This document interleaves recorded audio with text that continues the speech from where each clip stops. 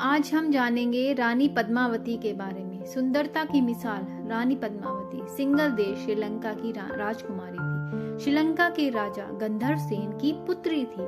उनकी माँ का नाम चंपावती था। राजकुमारी पद्मावती अत्यंत सुंदर थी। पद्मावती की सुंदरता की चर्चे सुनकर राजा रत्न सेन उनसे शादी करने के लिए व्याकुल हो गए। राजा रत्न सेन 16,000 सैनिकों के साथ सिंगल देश पर आक्रमण किया और उसमें उनकी हार हुई। इसके बाद रतन सेन को बंदी बना लिया गया और जब उनको फांसी की सजा दी जाने लगी तो उनके साम्राज्य में एक गायक थे रोयल बार्ड ने बताया कि वे तो चित्तौड़ के राजा हैं।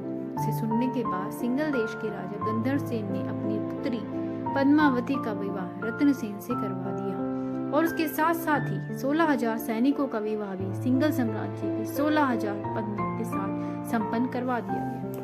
रतन सेन को जब संदेशवाहक पक्षी के द्वारा यह संदेश प्राप्त हुआ कि उनकी पहली पत्नी नागमती राजा रतन सेन के लिए चित्तौड़ लौट रही हैं, तो यह संदेश प्राप्त करके राजा रतन सेन भी चित्तौड़ के लिए रवाना हो गए। रानी पद्मावती का और इतिहास जानने के लिए हमें लाइक और सब्सक्राइब करें।